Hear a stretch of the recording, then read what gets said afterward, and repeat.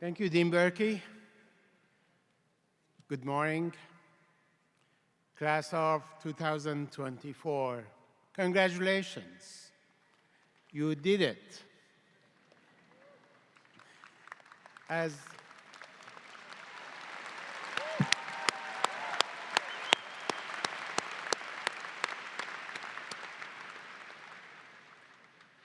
the Dean of Engineering, it brings me immense pleasure to stand before you today to celebrate your remarkable achievements.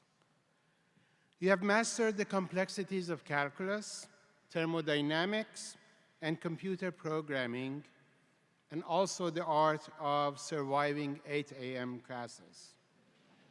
Truly no easy task. I admire your dedication, creativity, and perseverance. Remember the supportive people who helped you reach this point.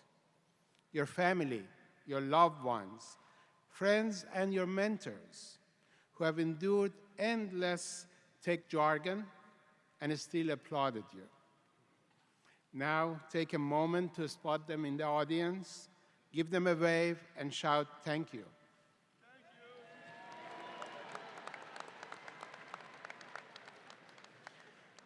Our committed faculty and staff have been your mentors and supporters throughout your academic journey.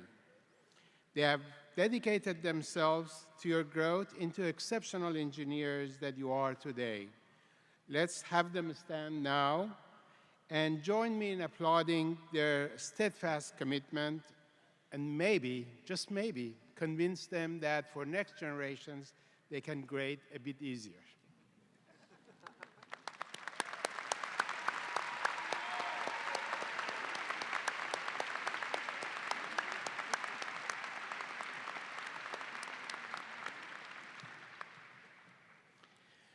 As your dean, I have the honor of imparting some final wisdom, and allow me to practice that privilege today. When you first arrived at UConn, who could have foreseen the challenges and the triumphs that awaited you? We have together navigated a global pandemic. Just as past generations were shaped by global crisis, the pandemic has left its mark on your college experience. We have witnessed together the ascendancy of AI technologies like ChatGPT and others. I have noticed how the quality of your reports have improved. It is quite the journey, isn't it? Let's talk a bit more about AI, which thankfully can still replace the warmth of your favorite professor or brew a decent cup of coffee. But seriously, it is natural to feel daunted by AI. It reminds me of my own fears facing automation and robotics in 1980s when I graduated. Yet, here we are, with a booming demand for skilled engineers. History shows us that progress often follows disruptions. Yes, AI is progressively changing our world. But remember, we possess something that AI cannot duplicate: our humanity. Reflect on this. We as humans boast emotions, empathy, and the ability to form profound connections. We create and savor art, music, and profound literatures. We have a knack for forging deep connections and a love for midnight pizza during finals. We love, we dream, we innovate from a place of passion unique to humans. Leverage this human edge in your engineering practice. Use your empathy, creativity, and passion to outpace artificial intelligence and craft solutions that consider the social, economic, and environmental impact of your work. In conclusion, congratulations on your outstanding achievement. You have earned this celebration. Go forth with courage, embrace failures as lessons, and dare to make a difference. Enjoy the ride, laugh at mishaps, and don't take life too seriously. Remember, it's not about the circuits that you build or about the codes that you program, but about the laughs you share, the lives you touch, and the world that you brighten. And finally, stay a proud Husky for life. Thank you.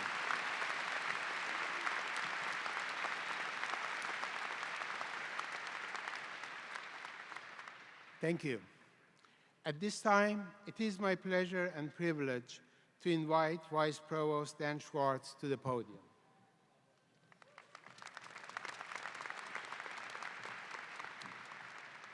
Thank you, Dean Kazerounian, and good morning, everyone. As a Vice Provost and a faculty member of the University of Connecticut, and as someone who received a bachelor's degree in engineering himself, it is my honor and pleasure to welcome the members of the College of Engineering class of 2024, along with their families, friends, and loved ones. Today, you become part of a great tradition, one that stretches back to the earliest days of this university. For more than a century, the UConn School of Engineering, now College of Engineering, has produced graduates whose work advances the frontiers of knowledge and brings tangible benefits to our society. When you first arrived here, this moment must have seemed very far away. The challenges of being in a new environment, along with the demands of a world-class teaching and research institution, are intimidating at first. You may have even wondered whether this day would ever arrive. As a faculty member, it is a particular joy to see students advance from those early feelings of uncertainty to the confidence that comes with dedication and commitment. There are few experiences more rewarding than seeing a student who at first feels overwhelmed transform into a confident scholar, ready for whatever challenge lies ahead. The journey to this morning has not always been easy, but you are all the better for it. You are now prepared to enter the next stage of life as well-educated engineers, yes, but also, always, as UConn Huskies. Congratulations once again, and enjoy your day.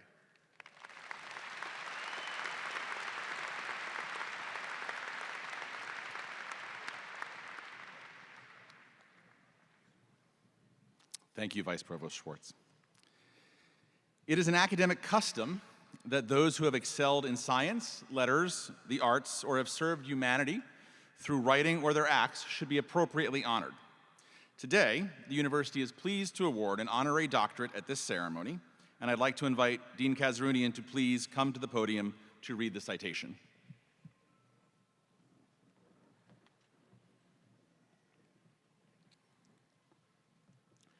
The advancement of computer science and engineering is crucial in today's digital landscape for facilitating technological innovation, streamlining processes, and enhancing efficiency across various sectors.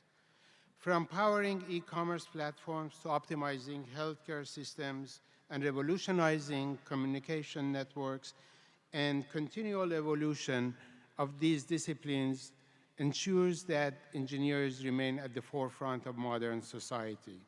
Today, we are privileged to honor Dr. Barbara Liskov, a Massachusetts Institute of Technology Institute professor.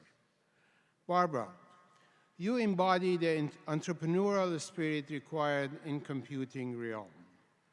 Born from a passion for unraveling the mysteries of computing, you embark on your academic odyssey at the Stanford University, where in 1968, you achieved a monumental milestone as one of the first women in the United States to earn a PhD in computer science.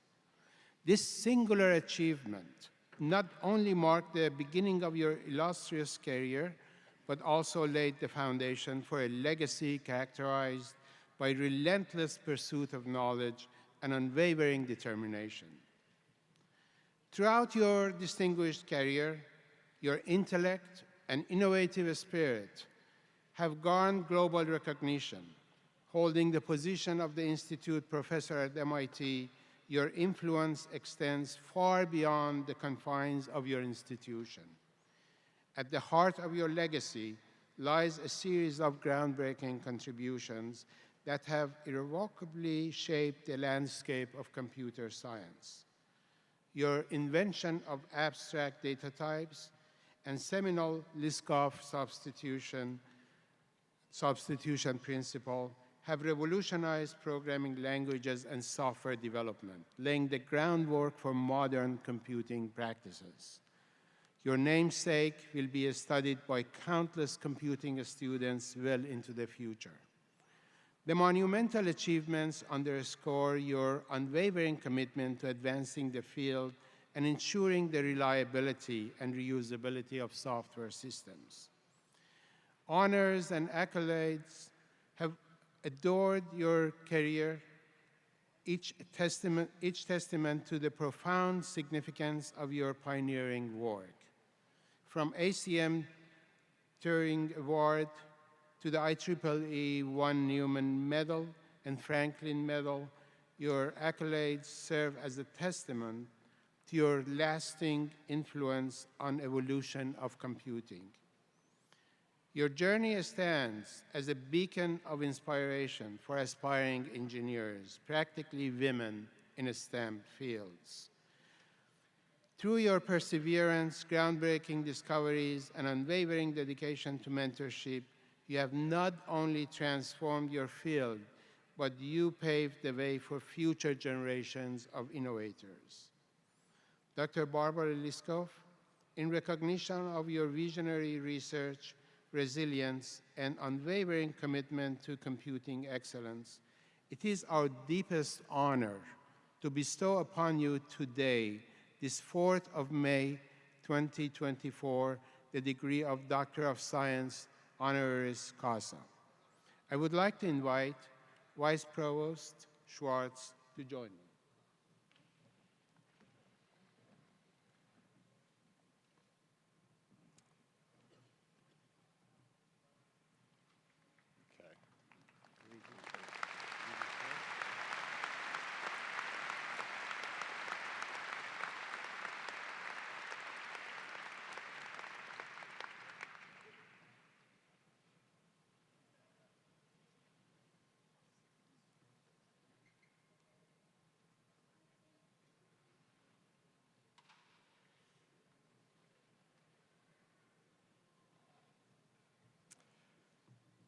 By virtue of the authority vested in me by the trustees of the University of Connecticut and in accordance with the procedures and regulations of the university, it is my special pleasure to confer upon Dr. Barbara Liskov the degree of Doctor of Science with all the appropriate rights, responsibilities, and distinctions pertaining thereto.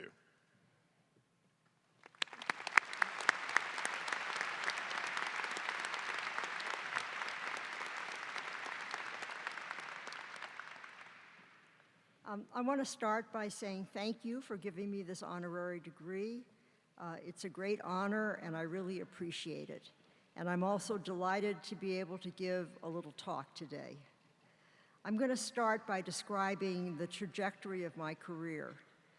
I went to Berkeley to get my undergraduate education, and I graduated in math in 1961. And then I went to look for a job, and I wanted a job that could take advantage of my math skills. I didn't find any interesting jobs in math, but I was offered a job as a programmer. At that point, I didn't even know computers existed, and I certainly didn't know anything about computer science, but this was not unusual then because there were no undergraduate programs in computer science. And companies that needed programmers would take a chance on someone like me who didn't have the background, but they thought maybe could do the work. My first day on the job, I was handed a Fortran manual and asked to write a little program about something, I don't remember what, and I discovered a field that I loved and that I was really good at. I worked at my first job for a year, and then I switched to work at Harvard for a year, I made that switch because it was a much better commute. I was living in Cambridge, but it turned out to be a really good move because at Harvard I was maintaining a large program written in assembler, and that way I was able to learn much more about what was going on with the computer and also got a better understanding of what compilers were doing. In the meantime, in the fall of 1962, I decided to apply for graduate school because I was completely self-taught and I thought I could learn a lot faster with a little training. And I went to Stanford in 1963 at a time when there was not yet a department. It was just an interdisciplinary program between math and EE. I did my PhD under John McCarthy in AI. My thesis was about a program to play chess endgames. Chess was a very challenging problem at the time because computers were very small and slow compared to what we have today. And so there was a lot of search going on. You couldn't do very much search. You had to be clever about heuristics and so on. When I finished my PhD in 1968, I was hoping for a faculty job, but I didn't get any good offers. And therefore, I went back to the first company where I had a job, the MITRE Corporation in Bedford, Massachusetts, only this time as a researcher rather than a programmer. I was, of course, very disappointed when this happened, but it turned out to be a really good move because I was switching out of AI into software systems, and this way I was able to make the change without having to also have the responsibilities of a faculty member like advising students and teaching classes. I spent 4 years at this first job, and then I was invited to apply to MIT. The reason this happened was partly because of the work I was doing at MITRE. The first project I did there led to me writing a prize paper at SOSP, which is the top systems conference. But it was also because Title IX was about to pass. Title IX was about athletics for women, but it actually opened up university faculties to women as well. And some universities at that point could see the writing on the wall, and they were starting to look for women, and MIT was one of those places. So I was invited to apply, and I started on the faculty at MIT in the fall of 1972. When I started there were 10 women on the faculty out of a faculty of nearly 1,000. Now, the reason I've told you all this stuff is because when I look back at my career, what I see is a combination of lucky breaks and disappointments. And I think that you are likely to see similar things in your career. What you will see is disappointing things where you didn't want them to happen, and then interesting opportunities that maybe you could take advantage of. What you need to do as this happens is you need to persevere when there are disappointments, and you need to take advantage of the lucky breaks. And while you're making your decisions about what to do, you should pay attention to what you do well and what you enjoy, because you need both of those things in order to have a really successful and happy career. Now, I'm going to stop for a moment here and just talk about computer science, even though I know many of you are not in computer science. When I look back at my career, it is really truly amazing at where we are today versus where we are when we started. That information revolution that started in the 1990s took me by surprise, many of my colleagues as well. It's really been transformative. And many good things have come out of the work that we did over the years. Just think about what the pandemic would have been like without our ability to use Zoom and other similar systems to communicate online.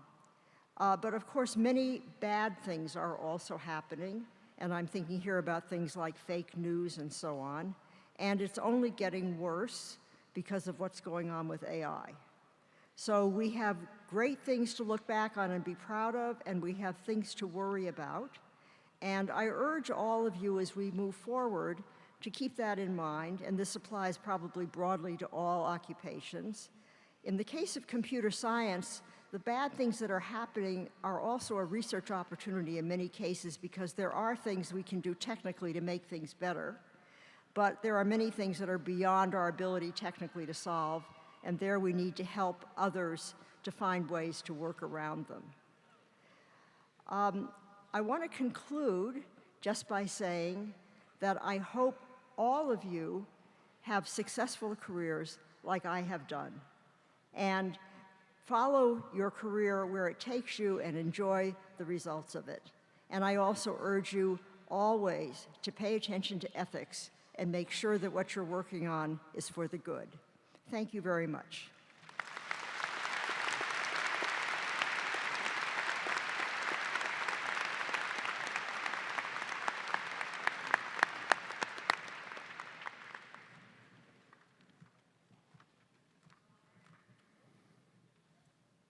Thank you very much, Dr. Liskov, for your remarks today. It's now my privilege to introduce our student speaker, Miss Ariana Dvir. Ariana graduated from Westford Academy in Westford, Massachusetts, and while at UConn, she has participated in organizations including Hillel House, the Society of Women Engineers, and Gamma Phi Beta Sorority, where she was the membership vice president. Ariana has interned at BAA Systems and was a research assistant with Dr. Mu-Ping Nie in the Institute of Materials Science, and was also an undergraduate teaching assistant for Dr. Christina Gielo-Perzak in biomechanics. Ariana is graduating from UConn with a bachelor's in biomedical engineering, and after graduation, she'll be working at the Lee Company as an applications engineer. Please join me in welcoming Ariana to the podium.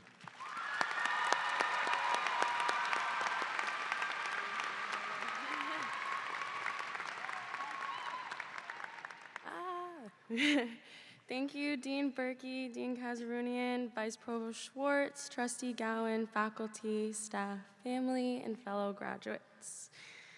Good morning, everyone. I would like to talk to you about engineering. Engineering is about solving problems that most people couldn't. And trust me, we've had our fair share of problems. Remember COVID and how it happened during one of the biggest milestones of our lives? This is a challenge most people had never experienced before, but we were able to travel through those uncharted waters and solve a problem. For many of the graduates here today, this is not only our college graduation, but it is our first graduation. In 2020, most high schools either didn't have a ceremony or simply nothing at all, or something a little silly.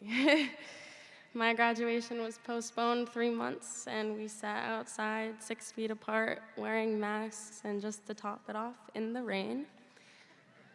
Some of you may have had graduation ceremonies drive-through style in parking lots, maybe at your house, online, or nothing, but we did it, guys. We made it inside. Woo!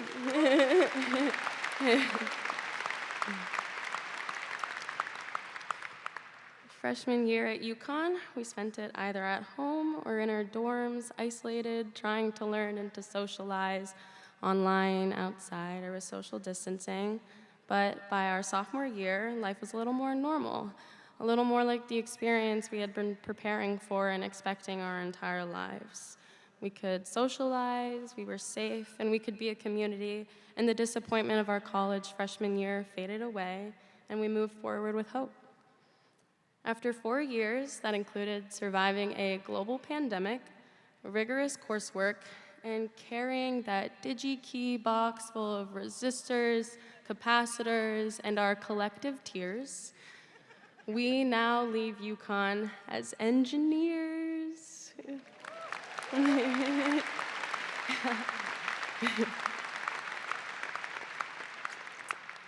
According to Google, that means that we know how to apply scientific principles in math in order to design, to build, and to create solutions to real-world problems. Yes, we were learning what was written down on the paper in front of us, but we were also learning how to learn. Engineering is simply learning how to learn. We now have the tools to be given a problem and go, okay, I can do this part, not so much, but with some time, we'll get there, and we'll enjoy mostly every step of the way. Without us realizing it, UConn has instilled a sense of confidence into all of us that will allow us to excel professionally and socially within our fields. My major is biomedical engineering, so myself and my fellow BMEs will use our knowledge and problem-solving skills in order to improve healthcare. The Lee company, which I now work for, stopped production of their normal product line during COVID to build parts for ventilators. How cool is that? Engineering companies all around the world created redirections to not only stay up and running, but to also help the world. This is what makes engineering so brilliant. Engineers in various disciplines created solutions to help with global problems. Whether you're pursuing electrical, multidisciplinary, civil, mechanical, engineers solve problems to make the world a better place.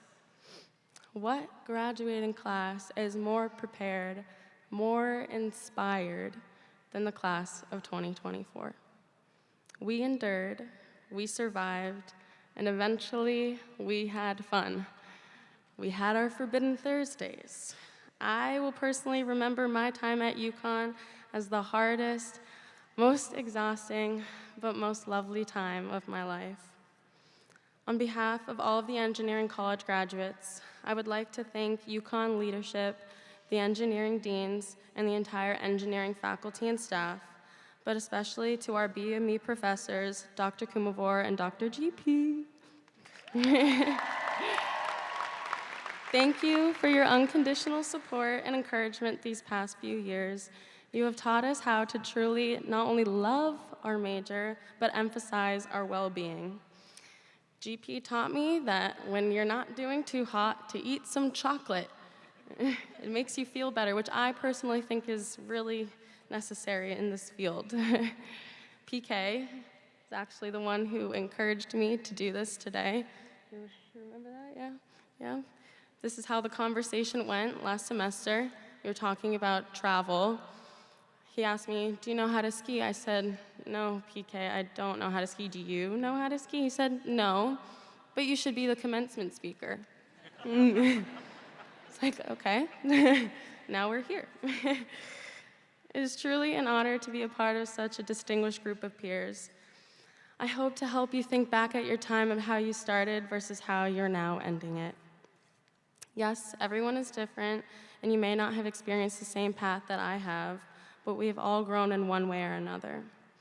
I wish to highlight our achievements and accomplishments and finally declare them with success. We all have a common factor, no matter who you are. We all learn to pursue our goals and never take no for an answer. Make sure you take a moment today to recognize your accomplishments. I wish you all the best of luck in your endeavors, and thank you again for the honor of speaking today. Congratulations, class of 2024.